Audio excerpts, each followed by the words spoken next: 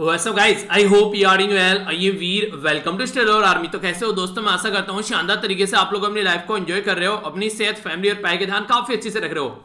बड़ी शानदार और बहुत प्यारी बात यहाँ पर बोली गई है। नॉर्मली क्या होता है कि अगर कुछ भी चीज हम लोग को स्टार्ट करनी होती है तो हम लोग सोचते हैं कि यार कोई एक परफेक्ट टाइम हो, जैसे कि यार अगले महीने की 1 तारीख को स्टार्ट करेंगे, यार अभी ना थोड़ा वीकेंड टाइप में हम लोग चल रहे हैं और इसको ना हम लोग बिल्कुल मंडे से बिल्कुल स्टार्ट करेंगे, यार कुछ ऐसा ना कि हाँ एक नए साल पर स्टार्ट करेंगे, अभी ना नए साल पर चीजें करते हैं ना वो अच्छा रहता है। तो ये इस तरीके से जो हम लोग चीजों को चेक करते रहते हैं, क्या कोई परफेक्ट मोमेंट आएगा तब हम लोग चीजों को स्टार्ट करेंगे। ये हम लोग कई सारी चीजों में करते हैं, जैसे कि हम लोग एक्सरसाइज करनी है, ठीक है यार मंडे से स्टार्ट करते हैं, कल से स्टार्ट करते हैं। ये इस तरीके से जो एक तरीके से चीजों को पोस्टपोन करने वाली हमारी जो टेंडेंसी होती है, ये कहीं ना कहीं हम लोगों को बहुत ज्यादा पीछे छोड़ देती है। जो आज के डेट में जो कुछ अचीव कर रहे हैं वो कभी भी इस तरीके चीजों को पोस्टपोन नहीं करते हैं। उनको जब भी लगता है कि उनकी प्रिपरेशन कंप्लीट हो चुके हैं वो तुरंत उसको लॉन्च कर देते हैं, तुरंत उस चीज को स्टार्ट कर देते हैं। जैसे मैं आप लोगों को अपनी एक कहानी बताऊं, मेरा एक फ्रेंड है, वो बेसिकली बोल रहा था, एक बार उसका कॉल आया, मतलब हम लोग आपस में डिस्कस कर रहे थे कि यार योगा स्टार्ट करना है। तो मैंने बोला ठीक है कल से स्टार्ट कर दो, कल से क्या अगर टाइम लगे थोड़ा शाम से स्टार्ट कर दो। तो उसने बोला नहीं यार मैं सोच रहा हूं ना इंटरनेशनल योगा डे आ रहा है तब से स्टार्ट करूंगा। तो पहले वाले इंटरनेशनल योगा डे पे उससे मेरी बात हुई थी, अब दूसरे वाला इंटरनेशनल योगा डे आने वाला है 3 दिन बाद, पर अब तक उस बंदे का जो है योगा स्टार्ट नहीं हुआ। बोला यार टाइम ही नहीं निकल पा रहा है। जो इंसान इस तरीके से आप लोगों को देखने को मिलेगा, जो इस तरीके से जो सोचते हैं ना कि टाइम नहीं मिल पा रहा है, टाइम तो यार हर एक इंसान के पास में 24 आ रहे हैं। मैं आप लोगों को बोलूं यार एक टेस्ट लगा लो पूरे दिन में बैठकर, तो आप लोग बोले सर टाइम ही नहीं मिल पा रहा है। टाइम तो मेरे पास भी 24 आ रहा है, आप लोगों के पास भी 24 आ रहा है। इसका मतलब ये कि जो आप लोगों के पास में जो 24 घंटे हैं उसमें आप लोगों ने अपनी प्रायोरिटी जो है वो किसी और चीज को दे रखी है। मोबाइल में 3-4 घंटे टाइम वेस्ट कर देना, इधर उधर घूमना, कुछ टीवी वगैरह देख लेना, कुछ इधर उधर जो भी काम पड़ रहे हैं वो कर लेना। तो टेस्ट आपकी प्रायोरिटी नहीं है। जिस दिन टेस्ट आपकी प्रायोरिटी हो जाएगी उस दिन आप लोगों को पता चल जाएगा कहां कहां आप लोग टाइम जो है वो बेकार कर रहे हैं, और वहां से टाइम निकालकर तुरंत आप लोग टेस्ट के ऊपर देंगे, या फिर पहले आप लोग अपना टेस्ट लगाएंगे उसके बाद में आप लोग सारे काम स्टार्ट करेंगे। तो यार इन चीजों के बारे में मत सोचिए कि एक परफेक्ट मोमेंट आएगा तब आप लोग चीजों को स्टार्ट करेंगे और तब चीजें जो है अच्छे लेवल पर चलना स्टार्ट होगी। परफेक्ट मोमेंट आने से पहले एग्जाम डेट आ जाती है और आप लोग सोचते रह जाते हो कि हाँ आज करेंगे कल करेंगे। तो वही फिर बात है वो नहीं दो है, आज करे सो वो कल करे सो आज कर, आज करे सो कैसे है वो भूल गया कैसे, कल करे सो आज कर, आज करे सो अब, पल में प्रलय होएगी बहुरी करेगा कब। हाँ ये है यही है ना। अगर कुछ गलत हो गया तो बताइएगा नीचे, ठीक है। तो कल करे सो आज कर, और आज क्या करना है, अभी करना है, ठीक है। पता नहीं कब प्रलय आ जाए, कब भूकंप आ जाए, कब सुनामी आ जाए, क्या हो जाए, तो फिर कब करोगे यार। जो करना है उसको निपटाओ ना साइड में। तो इस तरीके से बेसिकली चीजें देखिए, पास्ट में सारी चीजें बोली भी गई हैं, ऐसा नहीं है कि पास्ट अभी ये सारी नई चीजें आप लोगों को देखने को मिल रही है, पास्ट में भी ऐसी हरकतें देखने को मिली है, ठीक है। तो इसी के चलते आप लोग कोशिश ये कीजिए कि कभी भी चीजों को परफेक्ट मूवमेंट के लिए वेट मत कीजिए। जो भी आप लोगों को करना है उसी टाइम पर उसको स्टार्ट कीजिए और वही आप लोगों के लिए परफेक्ट मूवमेंट होगा। और उस मूवमेंट को आप लोग फिर यादगार करेंगे एक तरीके से कि हाँ यार उस दिन अच्छा हुआ, उस दिन वो डिसीजन ले लिया। जब भी आप लोग आगे जाएंगे ना सोचेंगे इन चीजों के बारे में, तो आप लोग अंदर से कॉन्फिडेंट फील करेंगे। तो कॉन्फिडेंस एक ऐसी साइकिल है जो आप लोग अभी से आज से डेवलप करना स्टार्ट कर सकते हैं, अगर रियलिटी में आप लोग अपने आप को कॉन्फिडेंट रखना चाहते हैं। तो एक क्वेश्चन के साथ में आज का लेक्चर स्टार्ट करते हैं। बहुत इंपॉर्टेंट क्वेश्चन है और कई बार आप लोगों से एग्जाम में पूछा भी जा चुका है, अगर आप लोगों ने पुराने क्वेश्चन पेपर उठाकर देखे होंगे। तो बात की जा रही है यहाँ पर ग्लोबल हंगर इंडेक्स के बारे में। तो नॉर्मली आप लोगों को बोला जाता है कि पर्टिकुलर एक तरीके से बोलते हैं ना कि ये पर्टिकुलर ऑर्गेनाइजेशन का नाम दे दिया कौन सा इस इंडेक्स को प्रस्तुत करती है, ठीक है। तो ऐसे क्वेश्चन आप लोगों से बड़ी फ्रीक्वेंटली मैच करने के लिए भी आ जाते हैं। तो यहां पर बात की जा रही है यूनाइटेड नेशन डेवलपमेंट प्रोग्राम के बारे में, वर्ल्ड हेल्थ ऑर्गेनाइजेशन के बारे में, कंसर्न ये है world wide and wealth hunger के बारे में, और यूनाइटेड नेशन जनरल असेंबली के बारे में। तो यहां पर इसको आप लोग अटेम्प्ट कीजिए। वीडियो के एंड में मैं आप लोगों को आंसर बताऊंगा और इंपॉर्टेंट भी बताऊंगा कि आप लोग जैसे कि कुछ ऐसी चीजें हैं कि आप लोग गेस भी कर सकते हैं एग्जाम में, अगर आप लोगों को पता नहीं है, ठीक है। नॉर्मली आप लोग गेस भी कर सकते हैं। तो इस क्वेश्चन में मैं आप लोगों को बताऊंगा कि क्या आप लोग गेस कर आंसर दे सकते थे। जी हाँ, इसमें गेस कर आंसर दे सकते हैं। वो कैसे, तो जब क्वेश्चन बताऊंगा डिस्कस तब आप लोगों को बताऊंगा इसके बारे में। आइए आज का ओवरव्यू लेते हैं। सबसे पहले हम लोग आज के आर्टिकल्स वो देखेंगे जो भी आज के न्यूज है, उसके बाद में फिर एडिटोरियल हम लोग डिस्कस करेंगे। काफी इंपॉर्टेंट है क्वेश्चन भी आप लोगों को देखने को मिलेगा। बहुत सारे बच्चे काफी अच्छे से क्वेश्चन आंसर करते हैं। इसी तरीके से आप लोग लगे रहिए यार, यही पैटर्न होता है, फॉलो करके चलते रहोगे तो फिर आप लोग इसी तरीके से बढ़ते रहोगे, ठीक है। आइए बात करते हैं। सबसे पहले जो इंपॉर्टेंट न्यूज निकल कर आ रही है ये है सीबीएसई के बारे में। तो हमारी कंट्री में सीबीएसई के द्वारा अभी यहां पर जो एक असेसमेंट फॉर्मूला लाया गया था वो कोर्ट के द्वारा अप्रूव कर दिया गया है। यानी कि देखिए जैसे हमारी कंट्री में अगर आप लोग बात करिए, ये हमारा एजुकेशन सिस्टम है। एलिमेंट्री एजुकेशन को किसको बोलते हैं? एलिमेंट्री एजुकेशन बोलते हैं प्राइमरी स्कूल और अपर प्राइमरी स्कूल होता है उसको एलिमेंट्री एजुकेशन बोलते हैं। इससे पहले जो नहीं था एलकेजी यूकेजी वो सारी जो चीजें होती हैं उसमें आप लोगों ने देखा होगा उनको प्री प्राइमरी बोलते हैं। तो ये आप लोगों को पता होना चाहिए हमारी कंट्री में आज के डेट में पैटर्न क्या फॉलो किया जा रहा है एजुकेशन सिस्टम का। तो यहां पर है ये एलिमेंट्री एजुकेशन, तो प्राइमरी हो गया यहां पर कब तक का हो गया प्राइमरी, यहां पर 5वीं क्लास तक का, फिर 8वीं क्लास तक का हो गया अपर प्राइमरी, फिर यहां पर सेकेंडरी हो जाता है, एलिमेंट्री के बाद में सेकेंडरी। जैसे ये दो पार्ट में डिवाइडेड है प्राइमरी अपर प्राइमरी, इसी तरीके सेकेंडरी दो पार्ट में डिवाइडेड है। सेकेंडरी में यहां पर आप लोगों को देखने को मिलेगा यहां पर ये हो गया सेकेंडरी स्कूल और हो गया सीनियर सेकेंडरी। तो यहां पर 10वीं तक का हो गया, 9वीं और 10वीं हो गया सेकेंडरी, और फिर ये हो गया सीनियर सेकेंडरी 11वीं और 12वीं। इसके बाद में फिर हायर एजुकेशन हमारी कंट्री में स्टार्ट हो जाता है। तो ये इस तरीके से हमारी कंट्री में पूरा आप लोगों को एक पैटर्न देखने को मिलेगा। अब हमारी कंट्री में अगर आप लोग बोले जो फंडामेंटल राइट बना रखा है बेसिकली कंपलसरी एजुकेशन के बारे में बात करते हैं तो वो 6 से लेके 14 साल के बच्चों के लिए, ठीक है। तो इसमें यहां पर आप लोगों को देखने को मिलेगा कि इन बच्चों को जिनकी एज जो है वो 6 से लेके 14 साल के लिए है, आप लोगों को एग्जाम में ये ना बोल के 6 से लेके 14 साल के बच्चों के लिए, एग्जाम में ये बोल देंगे आप लोगों को स्टेटमेंट दे देंगे कि हमारी कंट्री में जो कंपलसरी एजुकेशन प्रोवाइड कराई जाती है वो एलिमेंट्री एजुकेशन के लिए प्रोवाइड कराई जाती है, एक स्टेटमेंट। दूसरा बोल देंगे प्री स्कूलिंग के लिए प्रोवाइड कराई जाती है। तीसरा बोल देंगे प्राइमरी के लिए प्रोवाइड कराई जाती है। दूसरा बोल देंगे या तो प्राइमरी के लिए फिर अपर प्राइमरी के किसी एक के लिए प्रोवाइड कराई जाती है। पता है आप लोगों को ये सारी चीजें, पर लेकिन कंफ्यूज कर दिया ओनली टर्मिनोलॉजी को चेंज करके। तो इसीलिए आप लोगों को जो लोकल नेम है ना, कई बार जिस तरीके से डिफरेंट नेम होते हैं, जैसे साइक्लोन का कोई लोकल नेम हो गया, ठीक है, जैसे नॉर्मली हम लोग साइक्लोन बोलते हैं, जैसे ऑस्ट्रेलिया में उसको विली विली बोल देते हैं, ठीक है, कहीं उसको टाइफून बोल देते हैं, कहीं साइक्लोन बोल देते हैं। तो अगर आप लोगों को उसका नाम पता होगा कि लोकल एरिया में ये बोलते हैं कि ये इंसान जो है इसका नाम है इसके, जैसे मान लीजिए मुझे बोल रहे हैं वीर, ठीक है, पता चला लोकल एरिया में कोई मुझे बोल रहा है सुमित, कोई बोल रहा है विनीत, कोई कुछ और नाम बोल रहा है मेरा, ठीक है। तो लोकल एरिया में क्या बोला जाता है तो वो आप लोगों को पता होना चाहिए। घर में नहीं बोलते थे कि हाँ इसका एक और छोटा सा नाम रख दे तो स्कूल का नाम हो गया। तो वो स्कूल के नाम के साथ साथ में लोकल नेम भी आप लोगों को पता होना चाहिए। तो कई बार क्वेश्चन बनते हैं ऐसे ही, जैसे कि अगर मैं आप लोगों से चलिए क्वेश्चन पूछ लेता हूं। आप लोगों ने सुना है यहाँ पर नॉर्मली अगर देखा जाए जिस तरीके से जो ये 1 मिनट पोर्शन देखिए आप लोग यहाँ पर मैप में, ठीक है, ये वाला जो पोर्शन है यहाँ पर एक रिंग रहता है जिसमें काफी लार्ज स्केल पर आप लोगों को अर्थक्वेक वगैरह देखने को मिलते हैं और काफी लार्ज स्केल पर आप लोगों को यहाँ पर ज्वालामुखी फटते हुए नजर आते हैं। उसके 2 नाम है। अभी यहां पर रिसेंटली जब यूपीएससी में क्वेश्चन पूछा गया उसका दूसरा नाम दे दिया। मैं आप लोगों से ये क्वेश्चन पूछता हूं, कई बार आप लोगों को बता चुका हूं, डिस्कस भी कर चुका हूं, उसके दोनों नाम बताइए। चलिए दोनों नाम कौन से हैं, ठीक है। ये अलग अलग टर्मिनोलॉजी आप लोगों को जो दे दी जाती है ना, आप लोग फिर कंफ्यूज आ जाते हैं, तो वो नहीं होना चाहिए, ठीक है। तो अभी यहां पर जो बात की जा रही है, ये बात की जा रही है किसके बारे में, ये बात की जा रही है जो बेसिकली सीनियर एजुकेशन, जो हमारे सीनियर सेकेंडरी एजुकेशन है, यानी कि 12th के बारे में बात की जा रही है। नॉर्मली अगर आप लोग 10th पास कर आते हैं तो सीधा सीधा पता है 10th करने के बाद में सब जो है वो 11th और 12th में जाएंगे, ठीक है, 11th में जाएंगे नॉर्मली।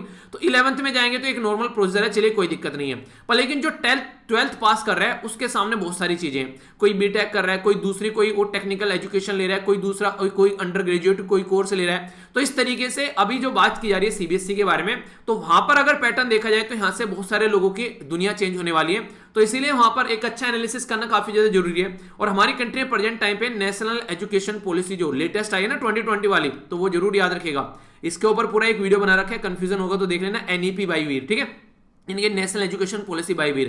पहली जो लाई गई थी वो 1968 में लाई गई थी, तो दूसरी नेशनल एजुकेशन पॉलिसी लाई गई वो 1986 में लाई गई, तीसरी नेशनल एजुकेशन पॉलिसी लाई गई अभी 2020 में। इसके बीच में एक अमेंडमेंट भी किया गया, वो कब किया गया वो आप लोग बताइए, रिवीजन हो जाएगा आप लोगों का। इंपॉर्टेंट बात यहां पर ये है कि हमारे संविधान में अगर आज के डेट में बात करें 7वें शेड्यूल के अंदर, तो शेड्यूल के अंदर 7वें के अंदर 3 लिस्ट है, तो जो एजुकेशन है उसको कॉन्करेंट लिस्ट में रखा गया है। पहले ये स्टेट लिस्ट में थी, उसको हटा दिया गया 42nd कॉन्स्टिट्यूशन अमेंडमेंट के द्वारा, जब ये 1976 में हमारी कंट्री में इमरजेंसी लगी हुई थी ना इंदिरा गांधी जी के टाइम पर, तो इसको हम लोगों ने कॉन्करेंट लिस्ट में डाल दिया। मतलब क्या हो गया, अब एजुकेशन के ऊपर सेंटर और स्टेट जो है वो दोनों लॉ बना सकते हैं। अगर स्टेट लिस्ट में होती तो बस स्टेट लॉ बना पाता, ठीक है। तो ये याद रखिएगा।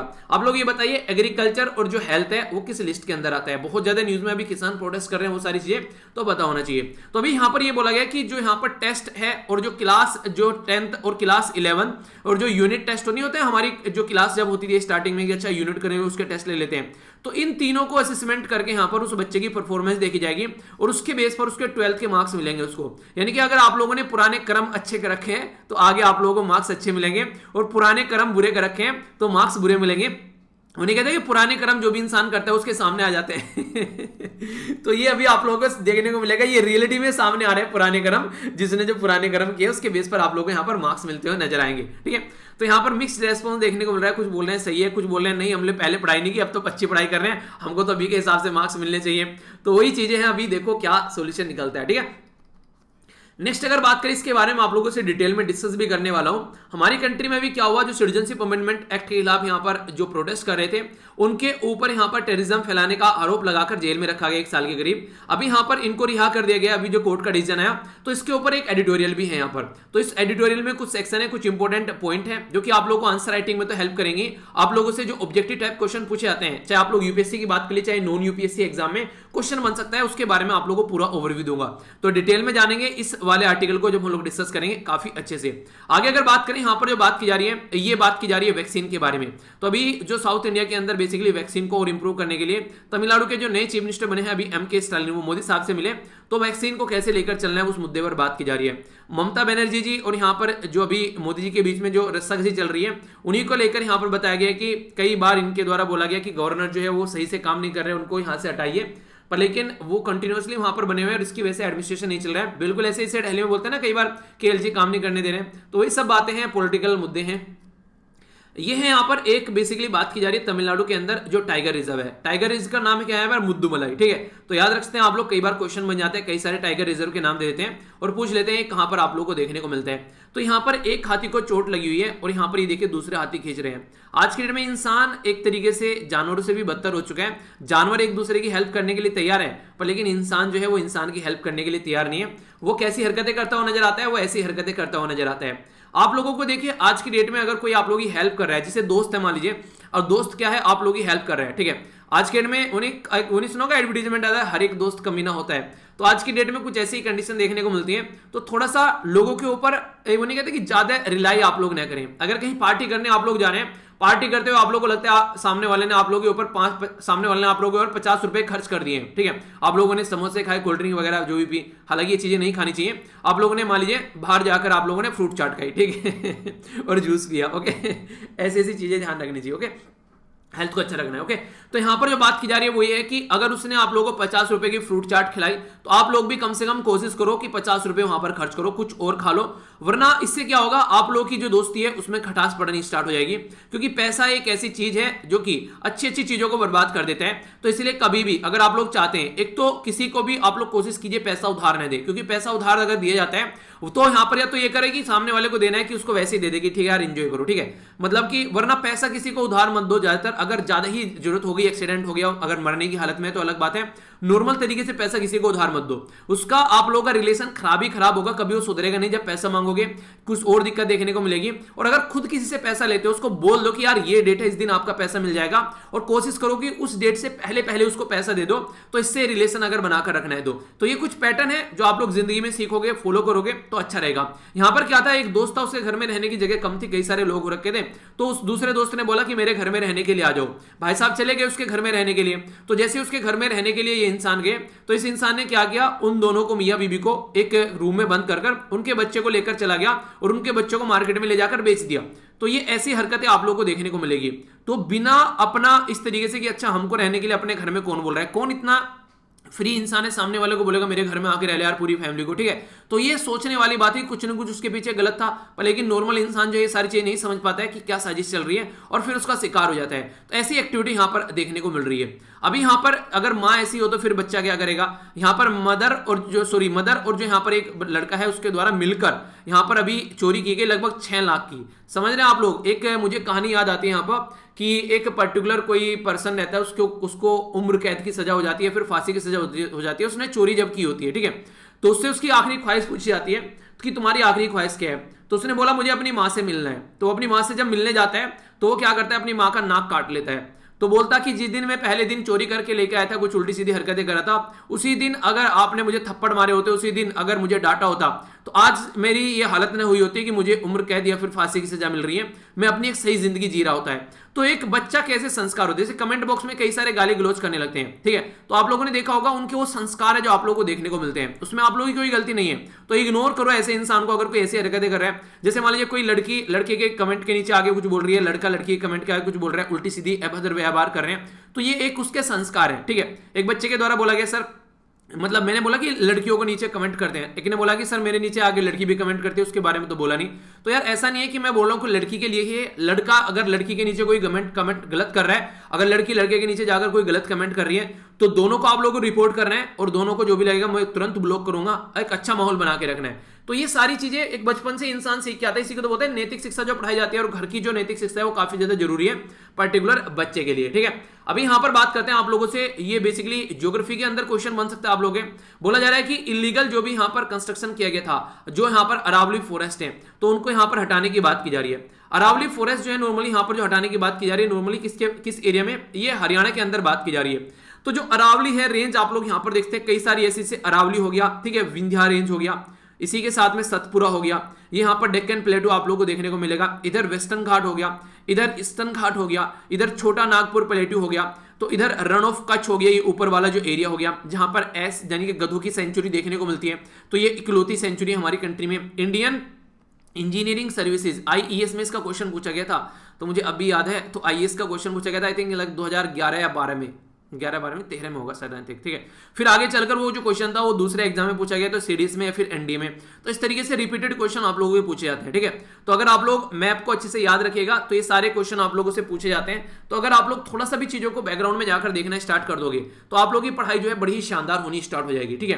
तो थोड़ा सा इन चीजों पर ध्यान दिया कीजिए, वो नहीं कहते गौर फरमाया कीजिए, तो आप लोगों को दिक्कत देखने को नहीं मिलेगी। अभी यहां पर जो बात की जा रही है, किसके बारे में बात की जा रही है, ये बात की जा रही है एक पर्टिकुलर एरिया के बारे में, वो भी नॉर्थ ईस्ट से रिलेटेड, ये है आसाम, ठीक है। तो यहां पर जो बात की जा रही है, ये बात की जा रही है एक रामसर साइट के बारे में। तो ये जो रामसर साइट है, इसमें बेसिकली अभी यहां पर एक पर्टिकुलर एरिया है यहां पर आसाम के अंदर, जिसका नाम है दीपोर भील, ठीक है। तो दीपोर भील जो है यहाँ पर इंपॉर्टेंट ये बर्ड एरिया, और इसको अंडर रामसर कन्वेंशन के अंदर वेटलैंड का दर्जा भी इसको दिया गया। अभी यहाँ से रेल के जो गुजरने की बात करते हैं, जैसे मान लीजिए रेलवे गुजर गया यहाँ से बीच से, ठीक है, इधर मान लीजिए पूरा फॉरेस्ट एरिया था, ठीक है, और यहाँ से एक रेलवे गुजर गई बीच में से एक लाइन। अब यहाँ पर ये सोचिए अगर कुछ जानवर इधर है, वो इधर रह गए, पता चला यहाँ पर हाथी इधर है, हथनी इधर है, बच्चे इधर है, यहाँ पर इसके माँ को दूध पिलाना है, माँ इधर है, ठीक है। तो इस तरीके से काफी बुरी कंडीशन यहां पर देखने को मिलती है। तो इसलिए यहां पर बेसिकली बात ये की जाती है कि आज की डेट में अगर आप लोग देखिए कि नॉर्मल मोटे मोटे तौर पर क्या होना चाहिए कि यहां पर हम लोगों को अगर कोई ऐसा कंस्ट्रक्शन करना है तो उसको हम लोग को अंडरस्टैंड करना पड़ेगा, ताकि जो भी यहां पर जीव जंतु रहते हैं उनको कोई दिक्कत न देखने को मिले। तो बीच बीच में ऐसे 2-3 कॉरिडोर बना दीजिए ताकि वो उस एरिया को क्रॉस कर सकें, वरना ऐसे क्रॉस करेंगे और फिर बोलते हैं कि मैन और एनिमल कॉन्फ्लिक्ट हो गया। आप लोगों ने कई बार सुना होगा ना मैन एनिमल कॉन्फ्लिक्ट। तो मैन एनिमल कॉन्फ्लिक्ट जो होता है बेसिकली जब जानवरों का जो बेसिकली इंसानों के साथ में कॉन्फ्लिक्ट, यानी कि जानवरों ने इंसानों पर अटैक कर दिया या इंसानों ने जानवरों को मार दिया तो ऐसी चीजें आप लोगों को देखने को मिलेगी। तो ये सारी चीजें रोकना जरूरी है। तो यहां पर इन्वायरमेंट के साथ साथ में डेवलपमेंट के साथ साथ में इन्वायरमेंट को भी ध्यान रखना है। तो दोनों प्रोपोर्शनल में होने चाहिए कि दोनों जितने अच्छे हों उतना ही अच्छी चीजें रहे। रामसर कन्वेंशन के बारे में थोड़ी आप लोगों से बात करूं तो ये रामसर जो है याद रखिएगा 1971 में इसको बेसिकली देखने को मिला था। ये मेरे याद रहता है क्योंकि उस टाइम पर मैं उस तरीके से याद रखता हूं कि उस टाइम पर ना अभी नया वेस्ट बंगाल बना था और हमारी कंट्री के द्वारा उसकी हेल्प की गई थी तो 1971 में। तो उसके पता नहीं क्या सेट सा हो गया दिमाग में, अच्छा उस टाइम की बात की जा रही है। तो रामसर कन्वेंशन, रामसर कहां पर है, ये ईरान के अंदर में है। तो रामसर है ईरान के अंदर में, वहां पर एक कन्वेंशन हुआ कि वेटलैंड जैसे कि नदियां, जैसे कि आप लोगों को लेक देखने को मिलती है, ठीक है, लेक वगैरह, तो उनको कैसे यहां पर आप लोगों को सेव करना है, तो उसके चलते ये कन्वेंशन यहां पर पिक्चर में है। इंपॉर्टेंट बात यहां पर ये जो याद रखिएगा 1971 में यहां पर जो ये था ये साइन किया गया और फिर जो इफेक्टिवली इंप्लीमेंट किया गया था ये किया गया था 1975 में जब हमारी कंट्री में इमरजेंसी लगी, ठीक है। तो ये दो इंसिडेंट के बीच में यहां पर ये पूरा कन्वेंशन चलता है। तो इसके रिलेटेड अगर क्वेश्चन बन जाए तो आप लोगों को पता होना चाहिए। एक छोटा सा क्वेश्चन आप लोगों से पूछता हूं यहां पर, आपके राज्य में क्या कोई ऐसी रामसर साइट है जो कि आप लोगों को पता होनी चाहिए, या फिर लेटेस्ट अभी रिसेंटली सबसे जो लेटेस्ट रामसर साइट का दर्जा किसको दिया गया है? ये दो क्वेश्चन के आंसर आप लोगों को बताने हैं। और देखिए कोई भी क्वेश्चन अगर आप लोगों से पूछता हूं तो अगर आप लोग देखते हैं तो ये सारे वो क्वेश्चन होते हैं जो मैं आप लोगों को ऑलरेडी पढ़ा चुका हूं। कोई भी ऐसा क्वेश्चन नहीं होता है जिसके बारे में आप लोगों से बात नहीं की है, ठीक है। तो ये जरूर याद रखिएगा। आगे बात करते हैं यहां पर नेक्स्ट जो न्यूज निकल कर आ रही है यह इंटरनेशनल योगा डे के बारे में। मैं आप लोगों से जो थीम है वो डिस्कस जरूर करूंगा जिस दिन योगा डे होगा, तब तक आप लोग उसको सर्च कीजिए। आप लोग बताइए अब की बार की जो योगा डे की थीम क्या है, ठीक है। वैसे यहाँ पर योगा डे की जो थी है अगर आप लोगों को पता रहेगा क्योंकि काफी ज्यादा न्यूज में रहता है तो आप लोगों से क्वेश्चन एग्जाम में बन सकते हैं। अभी जो योगा डे आप लोगों को देखने को मिलेगा हमारी कंट्री में जो ये सेलिब्रेट किया जाएगा, तो ये हमारी कंट्री में नहीं होता है ओनली, ये इंटरनेशनली आप लोगों को देखने को मिलता है, ठीक है। तो इसके बारे में आप लोग याद रखिएगा। सबसे पहले तो डेट याद रखिएगा, जो बेसिकली ये जो डेट है 21 जून, ये योगा डे सेलिब्रेट किया जाता है। पहली बार जो योगा डे सेलिब्रेट किया गया था, ये सेलिब्रेट किया गया था 2015 में, ठीक है। और ये किसके द्वारा अप्रूव किया गया था? तो यूएन जनरल असेंबली के द्वारा इसको अप्रूव किया गया था। क्वेश्चन आप लोगों से बन जाता है। तो यहाँ पर 2014 में इसको अप्रूव किया गया था और पहली बार ये जो सेलिब्रेट किया गया था इंटरनेशनल योगा डे, वो 2015 में सेलिब्रेट किया गया था। तो अब की बार आप लोग क्या योगा स्टार्ट करेंगे? जो योगा स्टार्ट नहीं कर रहा है वो योगा को जरूर स्टार्ट कीजिए। और अगर आप लोगों को लगता है कि आप लोग अच्छे से योगा एंजॉय कर रहे हैं, ठीक है, तो आप लोग को ऐसा लगता है डिफरेंट पोज जो कोई नहीं कर पाता आप लोग कर रहे हैं, @वीर तालियान पर आप लोग मुझे टैग कीजिएगा। फिर मैं वहां पर जो फ्लिट होता है ट्विटर पर, उसमें शेयर करूंगा उसको, ठीक है। तो जो भी अगर कुछ ऐसा करते हैं, पेड़ लगाते हैं, तो आप लोग देखिएगा #SLV आर्मी प्लांटिंग ट्री करके आप लोग मुझे टैग कर दिया कीजिए ट्विटर वगैरह पर, ताकि उसको दूसरों तक भी शेयर किया जा सके। कोई भी ऐसी एक्टिविटी आप लोगों को लगता है अच्छी अवेयरनेस के पॉइंट ऑफ व्यू से, तो मुझे जरूर टैग कीजिए ताकि दूसरों तक हम लोग वो चीजें पहुंचा सके। अभी यहाँ पर जो प्रज्ञा ठाकुर है वो यहाँ पर बेसिकली होस्ट करेंगे योगा सेशन, जो एमपीज होते हैं, यानी कि जो मेंबर ऑफ पार्लियामेंट होते हैं, ठीक है। तो उनके लिए यहाँ पर बेसिकली देखने को मिलेगा बीजेपी MP 4 MPs, ये अच्छा एमपीज है ठीक है, मुझे लगा मध्य प्रदेश की बात की जा रही है, ठीक है। तो जो भी यहाँ पर एमपीज हैं उनके लिए यहाँ पर बेसिकली देखने को मिलेगा। तो अच्छी बात है, देखते हैं किस तरीके से यहाँ पर काम चलेगा। तो अच्छी बात है कि योगा करना चाहिए यार, अगर देखा जाए तो आप लोगों को भी उसको अच्छे से, ठीक है। अभी आप लोगों ने देखा कोविड-19 के केस जो है काफी नीचे आ गए घटकर। देखिए इसका तरीका क्या है, सीधा सीधा टेस्टिंग करनी आप लोग कम कर दो। तो टेस्टिंग वो है जो रैपिडली अभी यहाँ पर डिक्लाइन हो गई है, यानी कि टेस्ट करना कम कर दिया, टेस्ट नहीं सामने आ रहे हैं तो फिर पता नहीं चल रहा है, तो इसका मतलब ये हो गया कोई दिक्कत ही नहीं है। तो टेस्टिंग अगर कम कर दी जाती है, पिछली बार भी यही दिक्कतें देखने को मिली थी, टेस्टिंग नहीं कर रहे हैं अच्छे से, लोगों को ढंग से वैक्सीनेट नहीं करने की जरूरत, क्योंकि टेस्टिंग नहीं कर रहे हैं तो लोगों को पता नहीं चल रहा है कि बीमारी नहीं है। ऐसी प्रॉब्लम कई बार निकल कर आती है, जो कि गलत है और बार बार ऐसी चीजें आप लोग को देखने को मिलती है। तो अभी कोरोना वायरस के जो केसेस कम हो गए एकदम, ये जो 3-3, 4-4 लाख से घटकर ये 1 लाख से भी नीचे आने लगे हैं, तो इसको लेकर आप लोग जो है थोड़ा सा सतर्क रहिएगा, क्योंकि टेस्टिंग जो है वो काफी कम कर दी गई है सारे राज्यों के द्वारा, ठीक है। तो फिर मत बोलना कि बताया नहीं था। और हेल्थ का अपना ध्यान रखिए, क्योंकि चीजें ऐसी ही चल रही हैं, ये अलादीन का चिराग नहीं है घिसेंगे और एकदम खत्म हो जाएगा। ऐसी ही चीजें चलती रहेगी, इंसान को सुधार कर जाने वाला है ये कोरोना कहीं नहीं जाने वाला है, यही रहेगा। थोड़ा कम हो सकती है चीजें, दवाई आ सकती है, हेल्थ की फैसिलिटी बढ़ सकती है, पर लेकिन अब आप लोगों को यहाँ पर अपनी जिंदगी का जीने का तरीका सुधारना पड़ेगा, अगर रियलिटी में आप लोग चाहते हैं कि चीजें जो हैं वो ठीक ठाक बनी रहे। बर्थ और डेथ जो रजिस्ट्रेशन है वो काफी लार्ज स्केल पर बढ़ गया है, लगभग 14 स्टेट और यूनियन टेरिटरी में। पहले क्या होता था, कोई पैदा हुआ है या फिर किसी की डेथ हो गई है, उसको रजिस्टर नहीं कराते थे, अब ये रजिस्ट्रेशन बढ़ता जा रहा है। इसके अच्छे फायदे देखने को मिलते हैं। मान लीजिए किसी की कोई स्कीम चल रही है या फिर आगे चलकर एडमिशन वगैरह, वो सारी चीजें और कई सारी चीजें सेंटर को, गवर्नमेंट को या स्टेट गवर्नमेंट को भी पता चलता रहता है कि हाँ स्कीम लेकर आनी है, हमारी कंट्री में बच्चे कितने पैदा हो रहे हैं, बुजुर्ग कितने हो गए, कितनी डेथ हो गई है, तो एक डेटा गवर्नमेंट के पास में होना चाहिए, ठीक है। तो इसीलिए चीजें देखने को मिलती है। चाइना एक ऐसी कंट्री है जो कि ताबड़तोड़ तरीके से अपने इंटरनेशनल स्पेस स्टेशन के पीछे लगी हुई है। रीजन क्या है, जो पुरानी इंटरनेशनल स्पेस स्टेशन है उसके बारे में याद रखिएगा, 1998 में उसको लाया गया था। अभी फिलहाल बोला तो गया था कि ये 15 साल के लिए रहने वाली है, 15-16 साल के लिए, पर लेकिन फिलहाल वो खत्म हो जानी चाहिए थी 2013 के करीब में, पर फिलहाल अभी 2030 तक भी वो चलने वाली है। जो इंटरनेशनल स्पेस स्टेशन है पुरानी, उसमें कौन कौन था, उसमें बेसिकली जो स्पेस एजेंसी थी वो 5 कंट्री की थी, याद रखिएगा। एक तो नासा, नॉर्मल सी बात है, यूएसए की होगी, इसी के साथ में रोसकोसमोस रशिया की होगी, ये काफी इंपॉर्टेंट था, रशिया और यूएसए एक साथ मिलकर काम कर रहे थे। जाक्सा हो गया बेसिकली JAXA, ये जापान की होगी। ESA European space agency Europe की होगी, और CSA Canada space agency Canada की होगी।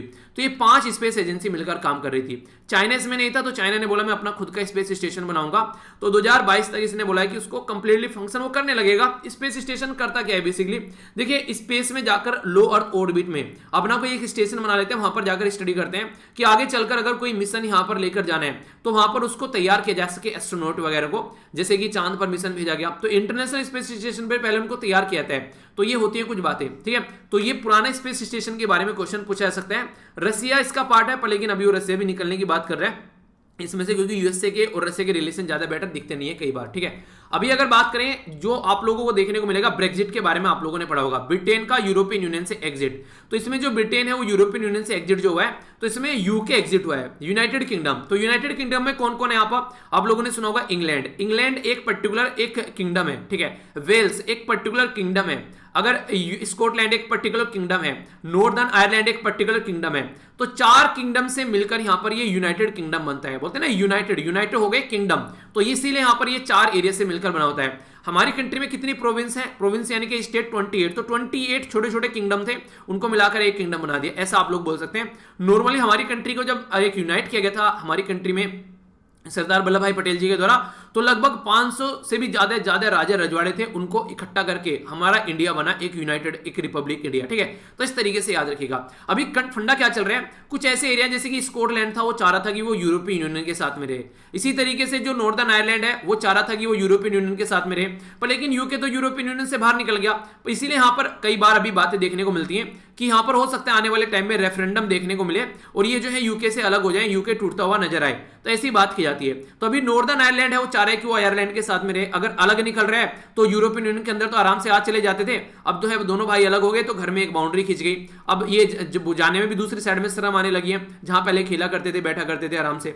तो इस तरीके से दिक्कत देखने को मिल रही है। तो अभी यहाँ पर जो बेसिकली हार्ड लाइनर आ गए ब्रेक्जिट के, तो उसके चलते यहाँ पर हो सकता है आने वाले टाइम में कुछ झड़प देखने को मिले आप लोगों को इस पर्टिकुलर एरिया के अंदर भी। तो देखिए ये सारी कंडीशन देखने को मिलती है। आगे बात करें, रसिया बोल रहा है कि हम रेडी हैं, अगर यूएस से हमारे साथ में डायलॉग करने के लिए तैयार है, अगर पुतिन चाहते हैं कि हमारे साथ में नॉर्मल रिलेशन बनाए तो हमें कोई दिक्कत नहीं है। तो कहीं ना कहीं जो चाइना का एक दबदबा बनता हुआ जा रहा है और जो एक नई कोल्ड वॉर की स्टार्ट होने की बात कर रही थी, तो अगर यूएसए और चाइना, जो रसिया और चाइना आपस में मिल जाते हैं तो एक नया गुट बन जाएगा। तो कहीं ना कहीं उसको डाइल्यूट करने की कोशिश आप लोग बोल सकते हैं। ईरान के अंदर इलेक्शन होंगे, इलेक्शन में कौन जीत कर आएगा उससे पता चलेगा नया प्रेसिडेंट कि ईरान न्यूक्लियर डील कैसे चलनी है। अगर हार्ड लाइनर जीत कर आ गए तो ईरान के अंदर यूएसए के पैर जमाने मुश्किल हो जाएंगे, जो बेसिकली उनके द्वारा ईरान न्यूक्लियर डील को लेकर बातें की जा रही थी। तो काफी कुछ चेंज होता हुआ आप लोगों को यहाँ पर नजर आएगा। अभी यहाँ पर एक एडिटोरियल है इसके बारे में, बेसिकली अभी इंडिया और जो न्यूजीलैंड के बीच में आप लोगों को यहाँ पर एक टेस्ट सीरीज देखने को मिलेगी। तो काफी लंबे समय बाद यहाँ पर भी सामने निकल कर आए, वर्ल्ड टेस्ट चैंपियनशिप है, टेस्ट सीरीज का वर्ल्ड टेस्ट चैंपियनशिप है। यहाँ पर पुराने टाइम में अगर बात करें, बोला गया कि यहाँ पर इंडिया के द्वारा 17 प्ले किए गए, 12 यहाँ पर जीते गए, 4 लॉस्ट हुए और 1 ड्रॉ हुआ। तो ये अगर क्रिकेट के प्रेमी हैं आप लोग तो इसको पढ़ सकते हैं, और अगर क्रिकेट के बहुत ही ज्यादा प्रेमी है तो आप लोग इसको भी पढ़ लीजिएगा थोड़ा सा। तो इसी के बारे में बातें रखिए जो कि मुझे नहीं लगा कि एग्जाम के लिए इंपॉर्टेंट है। जीतकर जो कोई आएगा उसके बारे में थोड़ा इन्फॉर्मेशन रखिएगा। तो वनडे टाइप एग्जाम में आप लोगों से ऐसे क्वेश्चन पूछ ले जाते हैं, या फिर नॉन यूपीएससी टाइप एग्जाम बोलिए आप लोग, ठीक है। तो इसके बारे में थोड़ा थोड़ा मोटा मोटा आइडिया रख सकते हैं। ओके, तो ये था टोटल एक ओवरव्यू। ये एडिटोरियल ये हम नहीं डिस्कस करेंगे, इसी के बारे में यहाँ पर बता रखा है कि कैसे कैसे क्या क्या चीजें लेकर चली जानी है। तो एक ओवरव्यू उसी का यहाँ पर बता रखा है, ठीक है। तो ये थोड़ा सा इसी को आप लोग देख लीजिए, थोड़ा इसको पॉज कर अगर आप लोग इसको थोड़ा सा चाहते हैं कि क्रिकेट के बारे में यार हमको पता होना चाहिए, कौन से मैच चल रहे हैं, क्या क्या चल रहे हैं। आईपीएल तो पूरा हो नहीं पाया, इसके चलते इसी को आप लोग एंजॉय कर लीजिए। तो यही चीजें हैं, कुछ देख लेना, ठीक है। आइए अब एडिटोरियल के बारे में यहाँ पर बात करेंगे। ये काफी प्यारा एडिटोरियल यहाँ पर लिखा गया है यूएपीए को लेकर यहाँ पर। तो इसके अंदर क्या क्या बातें की जा रही है, क्यों ये गलत है, किस तरीके से यूज करना चाहिए, कोर्ट के कुछ डिसीजन उसमें क्या बोला गया है अभी यहाँ पर, उसके बारे में हम लोग जानेंगे। तो एक इंटरेस्टिंग आर्टिकल देखने को मिलेगा। टेक्नोलॉजी को हेल्थ सेक्टर में कैसे यूज किया जा सकता है उसके बारे में यहाँ पर बात की जा रही है। एक अच्छा आर्टिकल है। आप लोगों से अगर मैं क्वेश्चन पूछूं कि हमारी कंट्री का अगर कोई पर्टिकुलर पर्सन जो है इस्लामिक स्टेट के साथ में जाकर मिल गया और कई सारे लोग मिल गए, क्या उनको वापस देश के अंदर आने देना चाहिए? आप लोग को आंसर देना है यस या फिर नो के अंदर, ठीक है। फिर जब मैं ये डिस्कस करूंगा आर्टिकल तो आप लोग समझ पाएंगे कि आने देना चाहिए या फिर नहीं आने देना चाहिए, ठीक है। उसके बारे में फिर हम लोग जानेंगे। यहां पर जो नीचे वाला जो आर्टिकल है, यहाँ पर ये जो इसके नीचे वाला आप लोग को देखने को मिलेगा, ये वाला, ठीक है, ये साइड वाला जो आर्टिकल है, ठीक है। तो इस वाले आर्टिकल में बेसिकली बात की गई है, अगर लोगों के हाथ में पैसा होगा तो लोग खर्च करेंगे। मैं आप लोगों को बोलूं कि आप लोग के घर से 10,000 रुपए आ रहे हैं, घर वाले आप लोगों को 15,000 रुपए देने लगे, 5,000 एक्स्ट्रा आ गए, आप लोग कुछ ना कुछ खरीदने की सोचेंगे, भले ही आप लोग की रिक्वायरमेंट की चीज हो या फिर इंजॉयमेंट की चीजें। तो इस तरीके से बोल सकते हैं। तो डिमांड और सप्लाई के बारे में कुछ बातें करेंगे, इकोनॉमी को कैसे रिकवर किया सकता है उसके बारे में कुछ पॉइंट है। यहाँ पर ये जो आर्ट कार्टून है इसके साथ में एडिटोरियल को कंबाइन करके डिस्कस करूंगा, क्योंकि ये भी इसी के बारे में बात कर रहा है, ठीक है। नीचे है, आज है, आप लोगों को पता है फ्राइडे को यहाँ पर जो भी एक नोटबुक होती है, जर्नलिस्ट अपनी चीजें शेयर करते हैं, वो हमारे लिए इंपॉर्टेंट नहीं होती है, बेसिकली एक ओवरव्यू देते हैं जो भी उनका कोई एक्सपीरियंस रहता है। साइड में जो आर्टिकल है ये है आयाराम गैराम वाली बात। आयाराम गैराम का मतलब क्या है, यानी कि आज एक पॉलिटिकल पार्टी के साथ में कल को दूसरी पॉलिटिकल पार्टी के साथ में मिल गए। अभी हमारे देश में ये काफी लार्ज स्केल पर आप लोगों को ये चीजें देखने को मिल रही है, जिसके चलते काफी ज्यादा दिक्कत सामने निकल कर आ रही है। यानी कि ये बोला जाए तो हमारी कंट्री में अगर नॉर्मल तरीके से बोला जाए, आज की डेट में जो कंडीशन निकल कर आ रही है वो ये कंडीशन है कि एक आज की डेट में कोई एक पर्टिकुलर पॉलिटिकल पार्टी के लिए जीत कर आते हैं और फिर आगे चलकर पॉलिटिकल पार्टी को चेंज कर लेते हैं। तो ये काफी बड़ा एक मुद्दा बन गया है, इससे लोगों का ट्रस्ट भी यहाँ पर टूट रहा है, ठीक है। तो हमारी कंट्री में इसके लिए कुछ प्रोविजन है, तो वो प्रोविजन यहाँ पर तो कोई जिक्र नहीं किया गया, तो पॉलिटिकल एंगल लिखा गया पूरा, पर मैं आप लोगों को थोड़ा सा यहाँ पर इसके बारे में बताना चाहता हूँ। एग्जाम में क्वेश्चन बन जाए तो आप लोगों को पता होना चाहिए। हमारी कंट्री में 1985 में बेसिकली एक हमारी कंट्री में एक प्रोविजन इंसर्ट किया गया था 10th शेड्यूल के अंदर, नॉर्मली लो जो है 10 शेड्यूल के अंदर आप लोगों को देखने को मिलेगा ये। तो 10वें शेड्यूल जो है उसमें बोला गया 52वां संविधान में संशोधन करके एंटी डिफेक्शन लॉ जो था वो ऐड किया गया। एंटी डिफेक्शन लॉ का मतलब ये था कि एक पॉलिटिकल पार्टी को छोड़कर अगर कोई पॉलिटिकल पार्टी दूसरी में जाकर इस तरीके से मिल जाता है तो ये एक फंडा चल गया था आया राम गया राम, यानी कि आज एक पॉलिटिकल पार्टी में कल को दूसरी पॉलिटिकल पार्टी में, तो एक स्टेबिलिटी नहीं बन पा रही थी। कई बार फिर से इलेक्शन भी करने पड़ जा रहे थे, कोएलिशन की गवर्नमेंट बन रही थी तो वो भी ढंग से नहीं चल पा रही थी, तो काफी ज्यादा करप्ट यहां पर हमारी कंट्री के जो लॉ मेकर थे वो देखने को मिले। तो इसके चलते एक आर्टिकल आप लोग यहां पर याद रखिएगा, आर्टिकल बात करते हैं 102 के बारे में। 102 है वो यहां पर बात करता है डिस्क्वालिफिकेशन के बारे में जो मेंबर ऑफ पार्लियामेंट होते हैं, यानी कि हमारे जो सांसद होते हैं। और आर्टिकल जो है यहां पर 191 जो है वो बात करता है basically member of legislative assembly के बारे में, जो हमारे एमएलए यानी कि विधायक होते हैं उनके बारे में। यानी कि अगर वो पॉलिटिकल पार्टी इस तरीके से छोड़कर जाते हैं, ठीक है, वो इस तरीके से, तो फिर उनका कैंडिडेचर जो है वो कैंसिल हो जाएगा, उनको फिर से री इलेक्ट होकर यहां पर आना पड़ेगा। तो ये किस किस के लिए इंप्लीमेंट होता है? अगर कोई इंडिपेंडेंट कैंडिडेट पहले बोलता है मैं किसी पॉलिटिकल पार्टी में नहीं मिलूंगा जाकर, और बाद में जलकर ज्वाइन कर लेता है, उसको यहां पर डिस्क्वालीफाई किया जाएगा। कोई पॉलिटिकल पार्टी एक तरीके से यहां पर मेंबर जो है वो अपना एक तरीके से गिव अप कर देता है अपने आप, तो वो भी एक तरीका है, मुझे नहीं पसंद आ रही तुम्हारी पॉलिटिकल पार्टी, मैं छोड़ रहा हूं, ठीक है। अगर पॉलिटिकल पार्टी बोले, उसको कोई डायरेक्शन दे कि तुमको यहां पर वोटिंग करनी है और वो आकर वहां पर वोटिंग न करें, वो एक तरीके से रिबेल हो जाए, ठीक है, तब देखने को मिलेगा, ठीक है। इसी के साथ में अगर कोई भी यहां पर ज्वाइन करता है political party after 6 month of nomination, किसी नॉमिनेटेड कैंडिडेट को नॉमिनेशन किया गया तो किसी पॉलिटिकल पार्टी को ज्वाइन करता है, ठीक है, तो उसको भी ये यहां पर बेसिकली नहीं अलाउ किया जाएगा। अगर बात की जाए हमारी कंट्री में स्पेशल प्रोविजन है जो बेसिकली स्पीकर और चेयरमैन के लिए, स्पीकर और चेयरमैन जो है वो यहां पर रिजाइन कर सकते हैं पॉलिटिकल पार्टी के से, उसको और अच्छा माना जाता है। क्यों? क्योंकि इंडिपेंडेंटली काम करेंगे, तो वहां पर ऐसा कुछ नहीं देखने को मिलेगा। एक और इंपॉर्टेंट बात है, अगर एक पॉलिटिकल पार्टी में मान लीजिए आज के डेट में पॉलिटिकल पार्टी में 15 मेंबर हैं, ठीक है, तो इन 15 में से अगर 2/3 टूटकर चले जाते हैं, 2/3 मतलब 3 पंजे 15, 5 दूनी 10, यानी कि 15 में से 10 मेंबर अगर टूटकर चले जाते हैं तो इसको एंटी डिफेक्शन लॉ इंप्लीमेंट नहीं होगा। इसका मतलब ये होगा कि आधे से ज्यादा पार्टी टूट गई, उनको पसंद ही नहीं आ रही वो पॉलिटिकल पार्टी, तो यहां पर ये इंप्लीमेंट नहीं होगा, ठीक है। तो प्रिजाइडिंग ऑफिसर डिसाइड करते हैं क्वेश्चन ऑफ डिस्क्वालिफिकेशन, इसीलिए कई बार जो स्पीकर होता है उसके ऊपर क्वेश्चन मार्क लगाए जाते हैं कि ये कर क्या रहा है, ठीक है, क्योंकि स्पीकर जो होता है वो जिस पॉलिटिकल पार्टी का होता है उसके हिसाब से काम करते हैं। तो डिस्क्वालिफिकेशन के मामले में अगर कोई अपनी पॉलिटिकल पार्टी का बंदा छोड़कर जा रहा है तो उसको डिस्क्वालीफाई नहीं करते, दूसरे वाले को जरा सी देर में कर देते हैं, ठीक है। तो कई बार ऐसी चीजें देखने को मिल जाती है।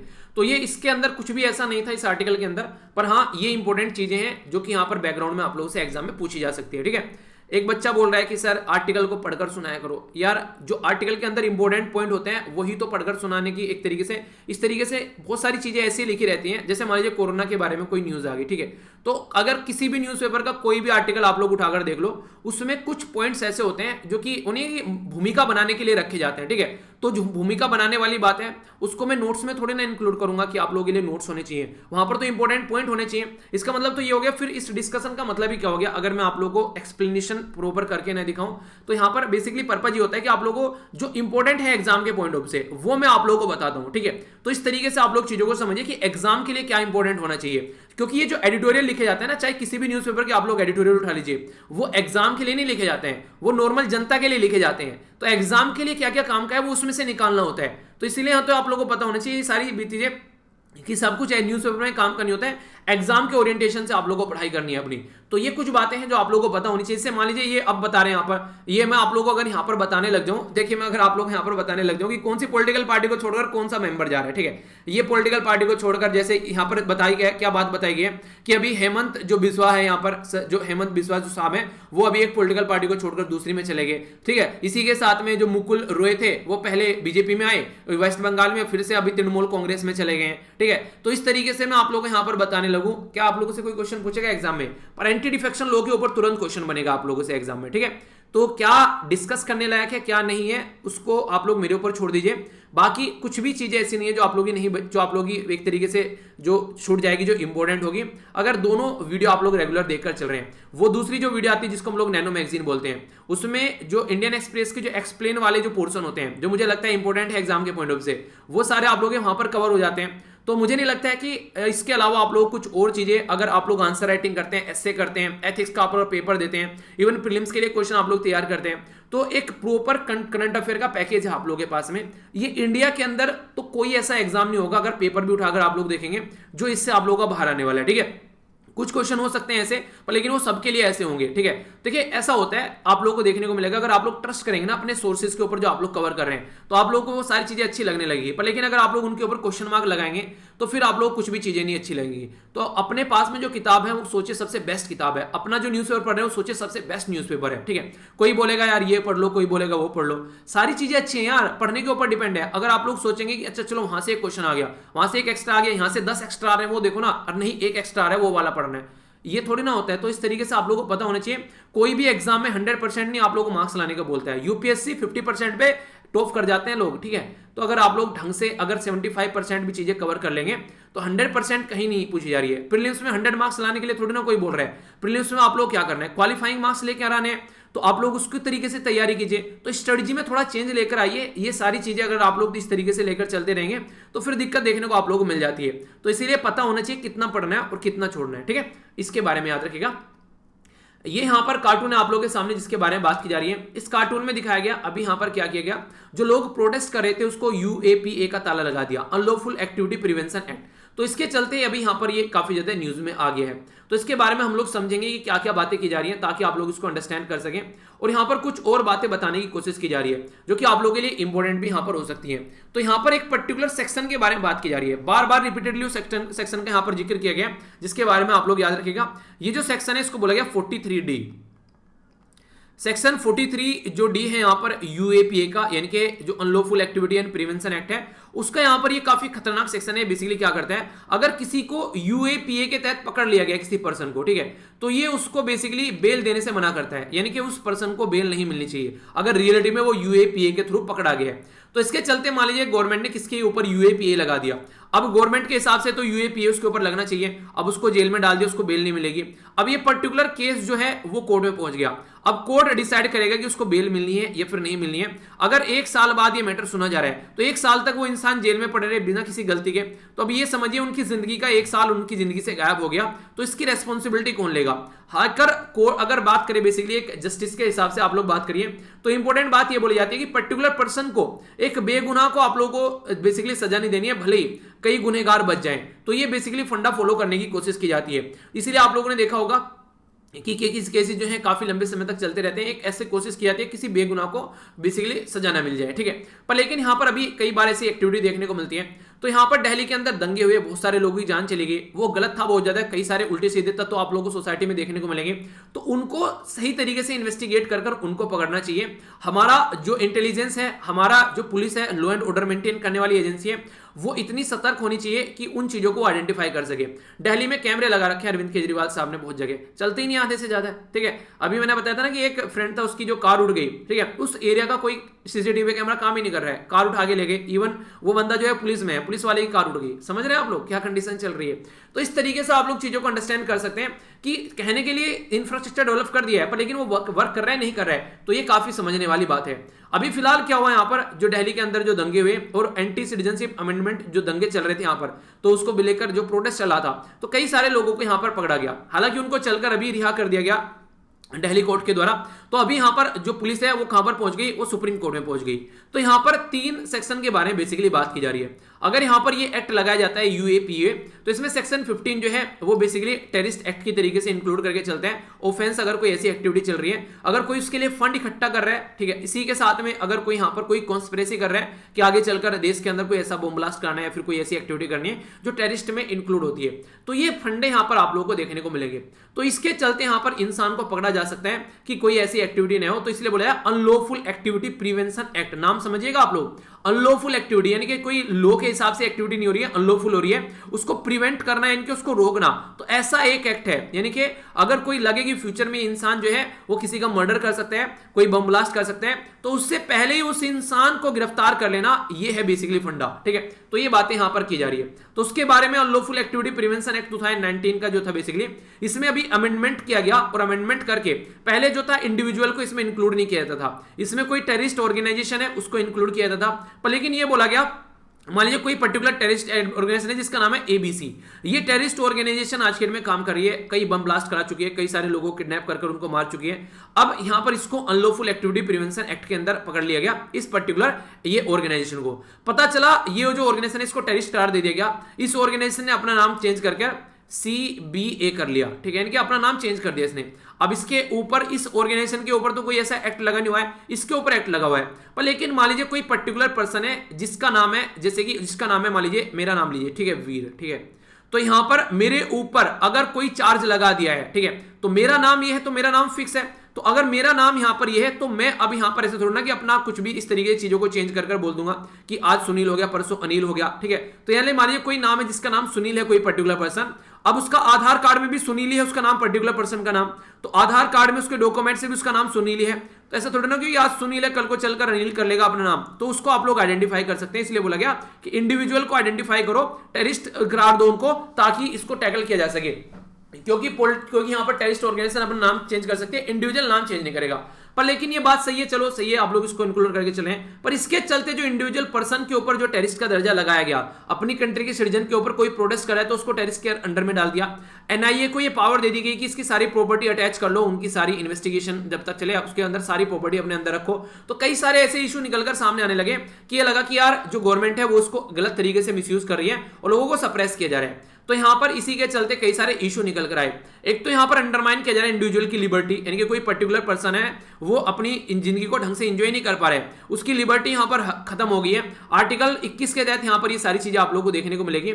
इसी के साथ में यहां पर इनडायरेक्ट रिस्ट्रिक्शन लगाई जाती है राइट ऑफ डिसेंट के बारे में। अगर आप लोगों को लगता है कि गवर्नमेंट कुछ अच्छा नहीं कर रही है, उसके खिलाफ अगर आप लोग बोलते हो, तो यहां पर ये उसको सप्रेस करने की कोशिश की जा रही है। तो इंसान अगर आज की डेट में सहमत नहीं है तो फ्री स्पीच और एक्सप्रेशन को भी यूज नहीं कर सकता। आर्टिकल 19 के तहत में उसको यहां पर यूएपीए लगा दिया जाता है उसके ऊपर, जिसके चलते उसकी जो बेसिकली उसकी जो इंडिपेंडेंसी है उसको भी यहां पर कंट्रोल कर लिया जाता है और वो कुछ बोल ना पाए गवर्नमेंट के खिलाफ, वो देखने को मिलेगा। एक और इंपॉर्टेंट बात जिसका क्रिटिसिज्म काफी लार्ज स्केल पर होता है, जो फेडरल सिस्टम है हमारी कंट्री का, संघवाद का ढांचा है, उसके तहत अगर आप लोग बात करिएगा तो यूएपीए के तहत यहां पर जो पावर दे रखी है यहां पर जो अथॉरिटी को, वो क्या कर सकती है, स्टेट के अंदर भी आसानी से जाकर एंट्री कर सकती है बिना यहां पर स्टेट पुलिस से पूछे, यानी कि स्टेट पुलिस को इग्नोर कर देगी अगर कोई टेररिज्म का केस है तो ये देखने को मिलेगा। जबकि पुलिस जो है यहां पर वो स्टेट के सब्जेक्ट में आती है 7वें शेड्यूल के अंदर, तो उसको इग्नोर कर दिया जाता है। तो स्टेट की अथॉरिटी को इग्नोर कर दिया जाता है, लॉ एंड ऑर्डर बनाने वाली अथॉरिटी को इग्नोर कर दिया जाता है जब ऐसी एक्टिविटी देखने को मिलती है। तो इसलिए यहां पर ये न्यूज में है, तो कंफ्यूजन आप लोग को नहीं रखना है। तो ऐसी एक्टिविटी यहां पर आती है कई बार। अभी अगर बात करें, अगर 2015 में ये लगभग 897 के करीब केस थे, 2019 में ये 1000 का आंकड़ा पार कर चुके हैं, तो 1126 हो गए हैं, ठीक है।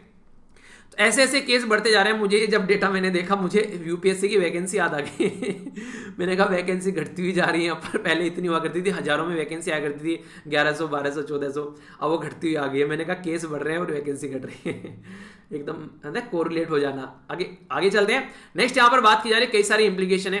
एक तो ये बात यहाँ पर निकल कर आ रही है कि जो यहाँ पर गवर्नमेंट है वो यूएपीए को गलत तरीके से यूज कर रही है, टेररिज्म का केस लगा दिया जा रहा है यहाँ पर, तो इसके चलते आप लोगों को चीज देखने को मिल रही है। तो यहाँ पर कोर्ट के द्वारा बोला गया कि स्टेट को बार किया गया कि कोई भी इस तरीके से आप लोग इंडिविजुअल के खिलाफ ऐसे इसको यूज मत कीजिए, बस आनन फानन में चेक कर लीजिए, इस तरीके से आप लोग इसको यूज नहीं कर सकते, क्योंकि फिर उसको जेल में डाल दिया जाता है और उसको बेल भी नहीं मिल पाती है, वो सारी चीजें देखने को मिलती है। तो इस तरीके से यहाँ पर टेररिज्म के केस को इंडिविजुअल के अगेंस्ट जो है वो अगर नेसेसरी हो तो ही आप लोग को यूज करना है, वैसे उसको गिरफ्तार नहीं करना है। एक बैलेंस बना के चलना है, जो फंडामेंटल जो फ्रीडम के बारे में बात करें, फंडामेंटल जो राइट हो गए, और जो यहाँ पर इंटरेस्ट है स्टेट का, यानी कि इंडिविजुअल को पकड़ना है या फिर लॉ एंड ऑर्डर को मेंटेन रखना है, क्या क्या चीजें उसको पता होना चाहिए आप लोगों को, क्या क्या चीजें सही हैं। जुडिशियल रिव्यू काफी इंपॉर्टेंट है अगर कोई ऐसा डिसीजन आ रहा है, वरना पता चला कि यहाँ पर जो गवर्नमेंट है वो अपनी मनमानी चला रही है, तो ऐसी भी एक्टिविटी आप लोग को देखने को मिलेगी, ठीक है। तो ये हो गया यहाँ पर आर्टिकल। नेक्स्ट जो आर्टिकल है उसमें एंट्री करने से पहले आप लोगों के सामने क्वेश्चन है कि यहां पर बोला जा रहा है कि there is no doubt that new technology can play an important role in improving the health sector in general, यानी कि अगर हम लोग जनरली हेल्थ सेक्टर के बारे में बात करें तो टेक्नोलॉजी काफी बड़ा रोल प्ले कर सकती है उस हेल्थ सेक्टर को इंप्रूव करने के लिए। ये बातें यहां पर बोली गई हैं, तो इससे आप लोग क्या आप लोग इससे सहमत हैं? अगर बात करें इसके बारे में तो यहां पर इसके बारे में पूरा डिस्कशन करने वाला हूं। अगर अभी आप लोगों से मैं कई बार पहले बता चुका हूं, आप लोगों ने सुना भी होगा हेल्थ के बारे में कि एक प्रेक्टो करके एक ऐप है, प्रेक्टो ऐप आप लोग डाउनलोड कर लीजिए, पर इसका कोई स्पॉन्सर प्रमोशन नहीं कर रहा हूं। बेसिकली अगर इमरजेंसी में आप लोगों को जरूरत पड़ती है तो मैंने अभी रिसेंटली मैंने बोलता ना कि जब कुछ दिनों पहले थोड़ा फीवर वगैरह भी हो रहा था मुझे, उस टाइम पर खांसी नजला जुकाम काफी ज्यादा है, ठीक है, आप लोगों ने सुना कई बार, तो उस टाइम पर प्रोक्टो ऐप को मैंने यूज किया। तो मैंने इसलिए लगा कि मैंने कहा यार इमरजेंसी में कोई ऐसी चीजें बनती हैं तो कई बार आसपास अगर दूर दराज वाले एरिया में रहते हैं तो फोन तो होता ही है नॉर्मली सबके पास में, तो वहां पे डॉक्टर की सलाह आप लोग ले सकते हैं कि क्या चीजें कुछ गलती होने से आप लोग बचा सकते हैं, ऐसा बोल सकते हैं, ठीक है। तो ये बातें हैं जिसके बारे में आप लोग याद रख सकते हैं। तो यहां पर टेक्नोलॉजी का यूज किया जा सकता है इन सब चीजों में। बोला जा रहा है कि हमारी कंट्री में सबसे बड़ी बात जो है, खराब बात जो है, प्राइवेट हेल्थ सेक्टर जो है वो लगभग अकाउंट करता है 70% हेल्थ सर्विस, यानी कि प्राइवेट जो इंडिविजुअल है, प्राइवेट जो हॉस्पिटल है, वहां से 70% हेल्थ सर्विस हमको मिलती है, 30% ही गवर्नमेंट जो है वो यहां पर बेसिकली टैकल कर पाता है। जबकि नॉर्मली ये माना जाता है कि लगभग 70 से 80% जो है वो गवर्नमेंट के अंडर में होना चाहिए, बाकी का 20% जो है वो यहां पर प्राइवेट रखे, ताकि हेल्थ एक ऐसा मैटर है जो कि काफी इंपॉर्टेंट है। और अभी कोरोना के चलते जर्जर हालत जो हेल्थ सेक्टर की है वो हम लोग समझ ही पाए, तो इसके चलते हेल्थ सेक्टर को इंप्रूव करना काफी ज्यादा जरूरी है, जो कि हम लोग को फोकस देकर चलना पड़ेगा। आप लोगों ने कई जगह देखा होगा, न्यूज में भी आया कि जो कोविड-19 के पेशेंट हैं उनको दवाई भी रोबोट दे रहे हैं टेक्नोलॉजी का यूज करके, ताकि दूसरे लोगों को ये बीमारी न फैल जाए। तो ऐसी एक्टिविटी आप लोगों को देखने को मिल रही है। यहां पर जो टेम्परेचर नापने की जो मशीन यूज की जा रही है, ताकि इंसान जो है रोबोट यूज किया जा रहा है, ताकि इंसान कहीं से जाए अगर एंट्री करके तो टेम्परेचर उसका नापा जाए रोबोट के द्वारा, ना कि पर्टिकुलर पर्सन के द्वारा। तो इसके चलते अभी ये सवाई मानसिंह जो गवर्नमेंट हॉस्पिटल है जयपुर के अंदर, यहां पर कुछ ऐसी चीजें देखने को मिली। मेडिसिन की जो डिलीवरी है रोबोट के थ्रू कराई गई कोविड-19 के पेशेंट्स के लिए। तो आर्टिफिशियल इंटेलिजेंस जो यहां पर ऑटोनोमस सिस्टम और डेटा एनालिसिस जो है वो काफी बड़ा रोल प्ले कर सकता है चीजों को टैकल करने के लिए। जैसे अगर बात की जाए यहां पर, तो अगर हम लोग इंप्रूव करना चाहें, जैसे कि वेलफेयर सोसाइटी रिड्यूस कर सकते हैं कम्युनिकेबल डिजीज को। कम्युनिकेबल डिजीज क्या होती है? जैसे कोविड-19 कम्युनिकेबल डिजीज है।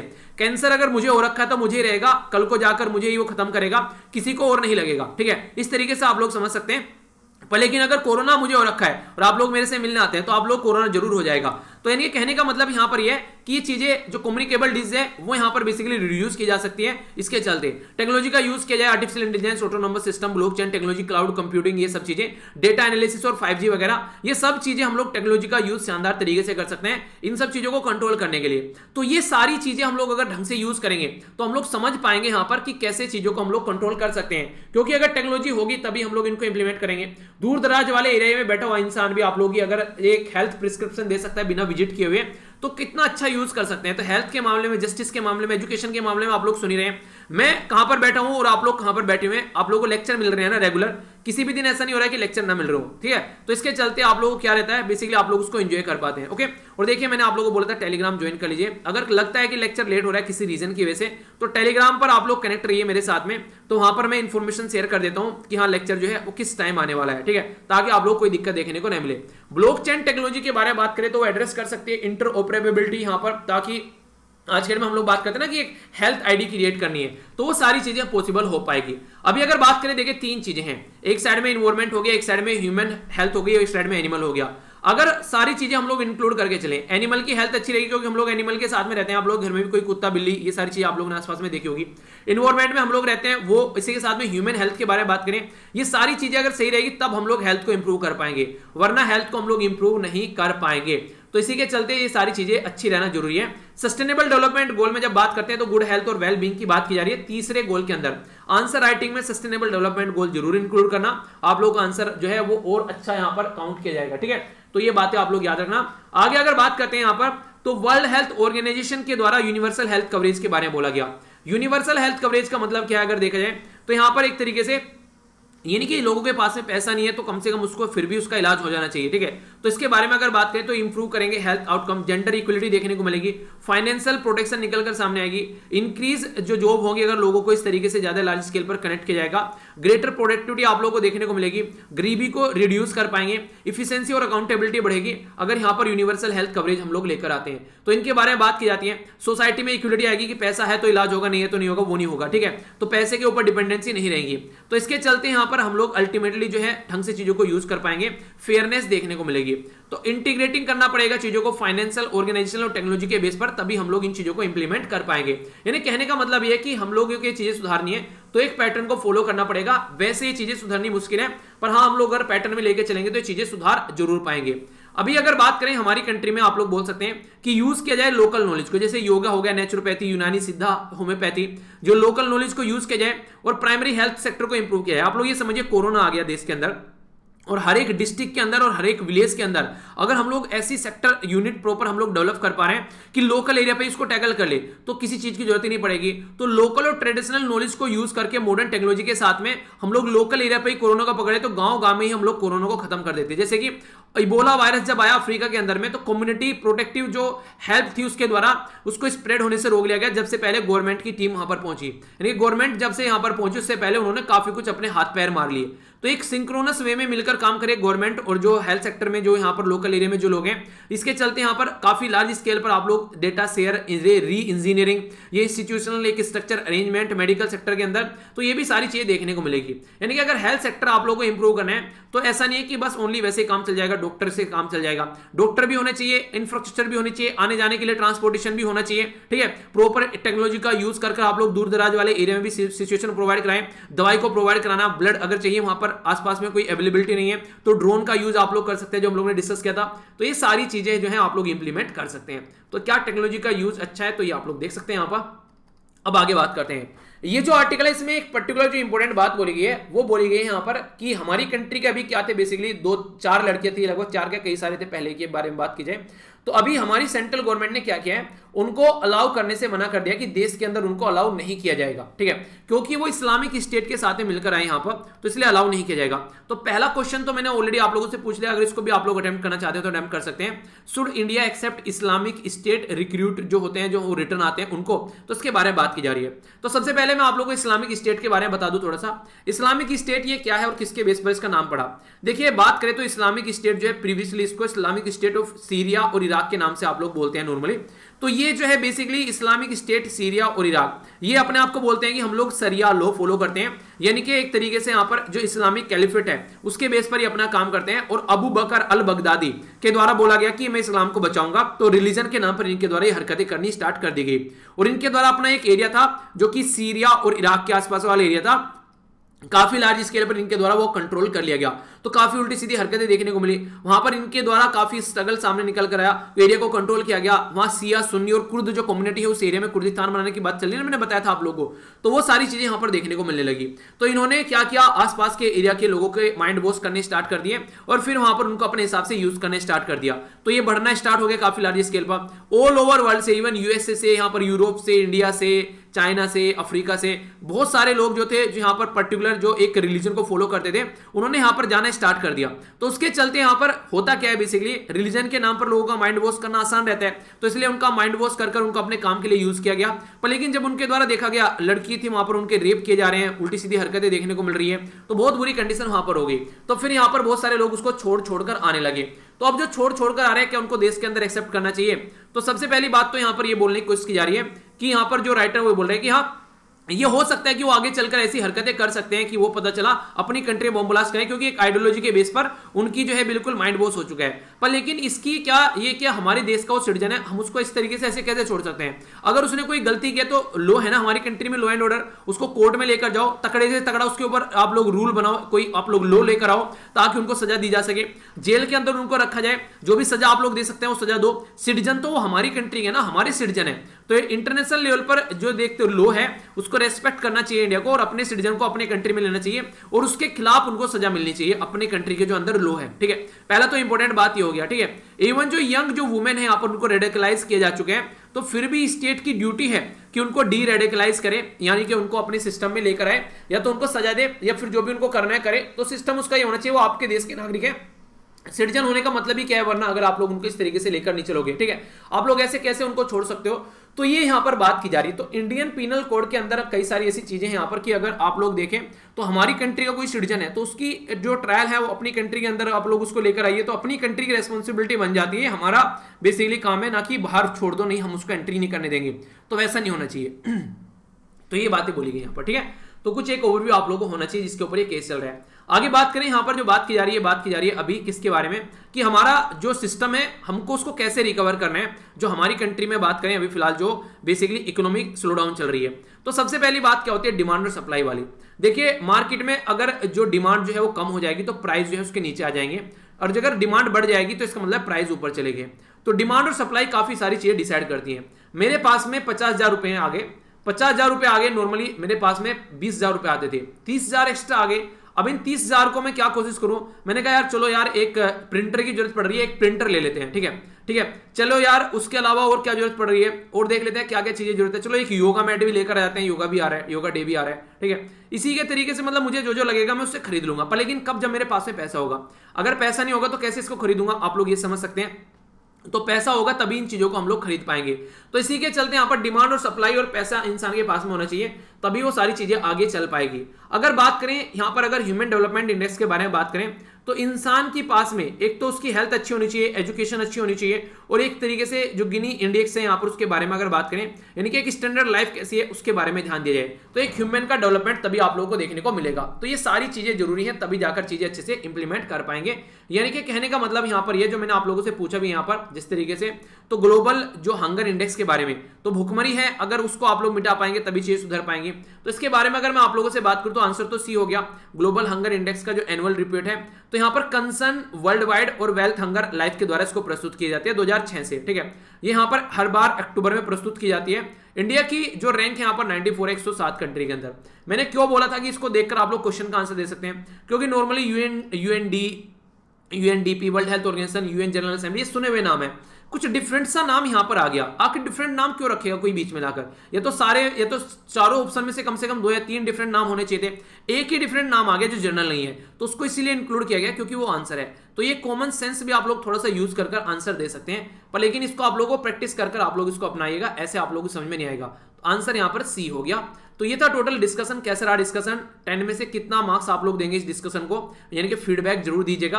पीडीएफ यहां से जाकर डाउनलोड कर लेना, आंसर राइटिंग जरूर करना, और अगर आप लोगों को लगता है आप लोगों ने काफी कुछ सीख लिया है तो किसी को जरूर पढ़ाइए। जो मजा आप लोग को आएगा वो आप लोग फील कर सकते हैं, एक्सप्लेन नहीं किया जा सकता उसको। और अगर टाइम मिलता है पढ़ाने का तो लेक्चर शेयर कर दीजिएगा, ताकि ज्यादा से ज्यादा लोगों तक अच्छी चीजें पहुंचाई जा सके, ठीक है। उन्हें खुशियां बांटने से बढ़ती है। आसपास सफाई रखिए, पानी और पेड़ पौधों को सेव कीजिए, पॉलिथीन और प्लास्टिक को बिल्कुल यूज नहीं करना है। मिलता हूं नेक्स्ट लेक्चर में, तब तक के लिए जय हिंद।